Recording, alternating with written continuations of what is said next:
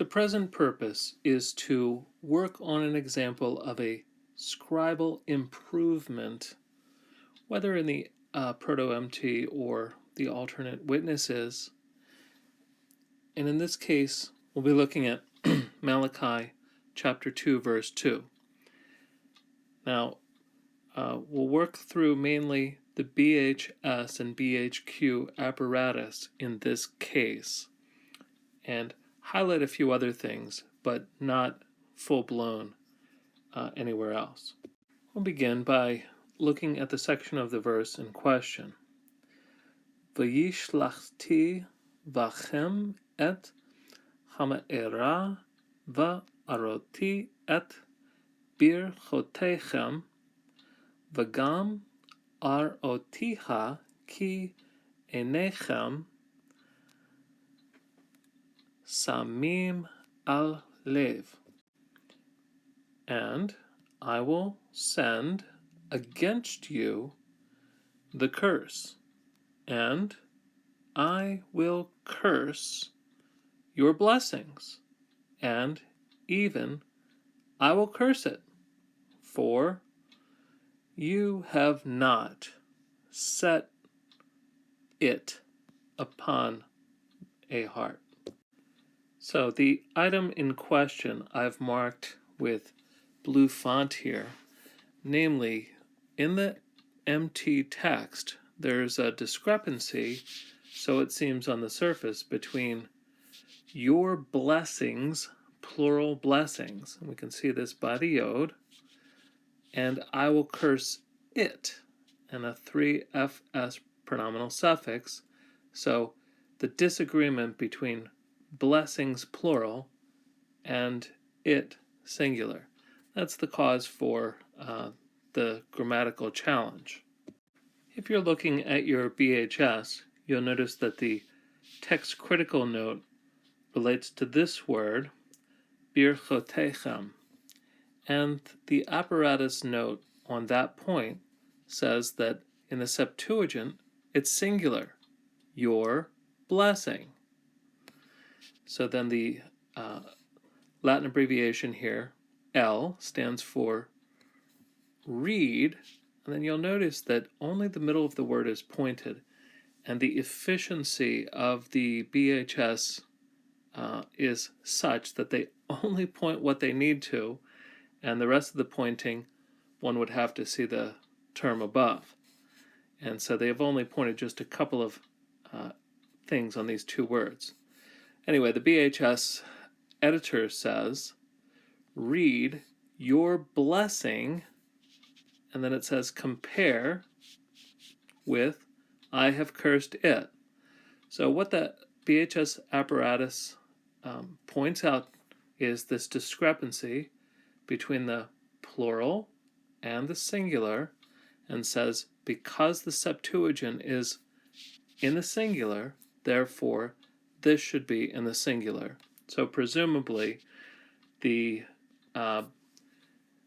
Vorlage, the text from which the Septuagintal translator translated, was in the singular, and here the BHS editor believes that this is a corruption of the Proto-MT text. Now the BHQ apparatus I have reproduced here, and the note, the two terms, are listed at the beginning of the note. So it's the same two terms in question.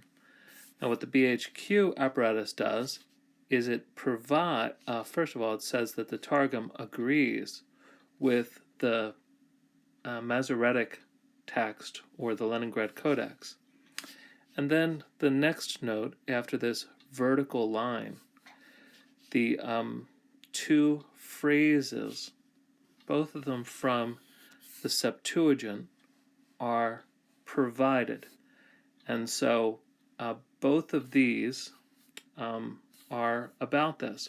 So the first one, you'll notice, it's the Greek terms here that says, and your blessing, singular.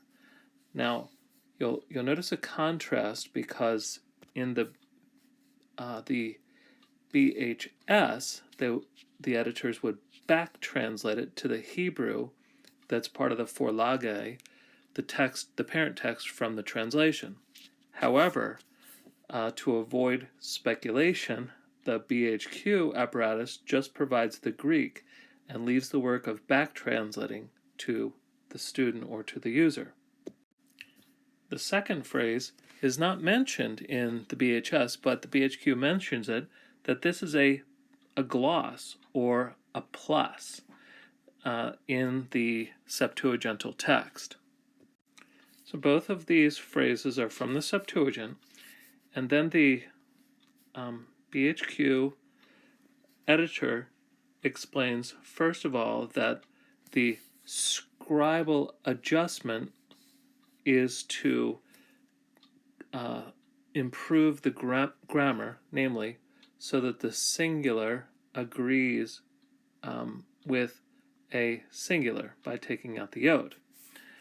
And secondly, there is a gloss, namely, this whole phrase has been added in the Septuagint to clarify things.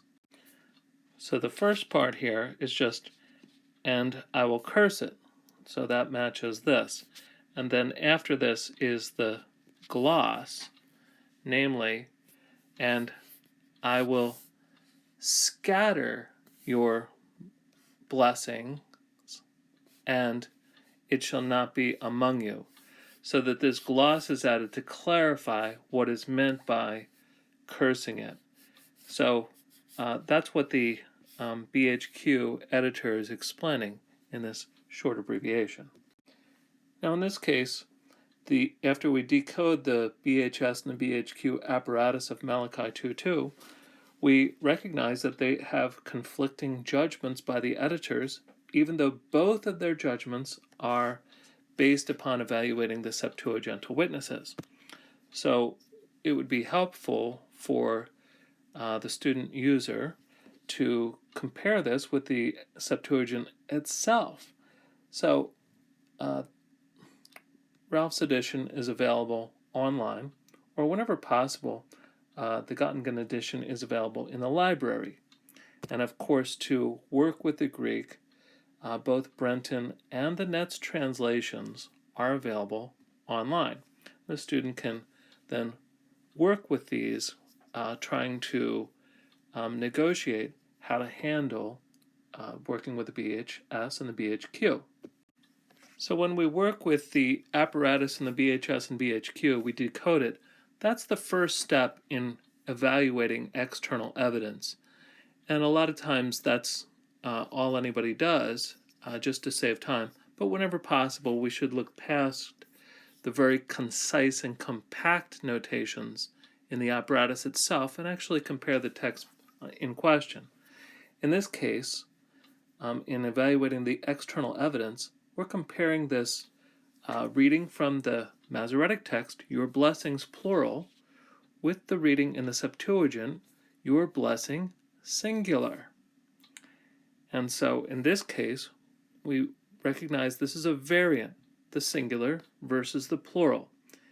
And probably, and what the BHS editor thinks in this case is that this is based upon a singular Vorlage.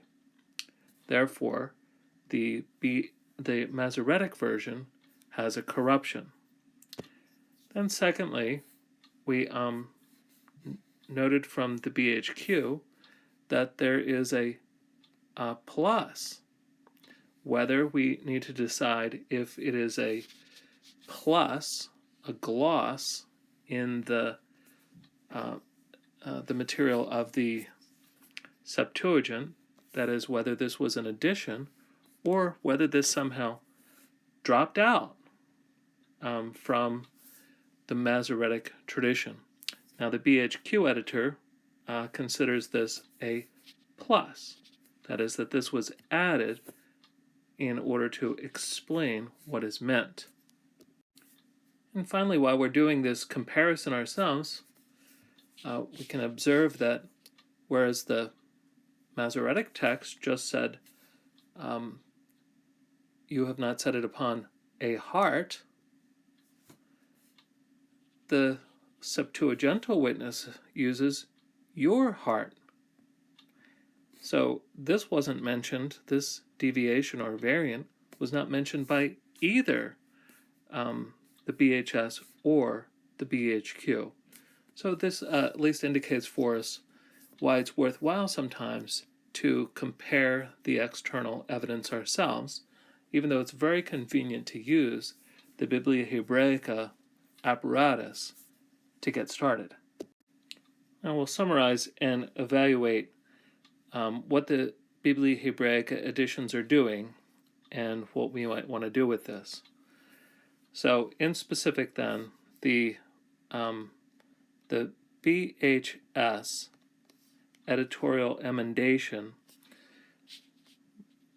says that the Septuagint is correct by having singular your blessing, and therefore we should delete the yod and recognize that your blessings is a corruption in the Masoretic tradition, so that there's a corruption that crept into this version of the text.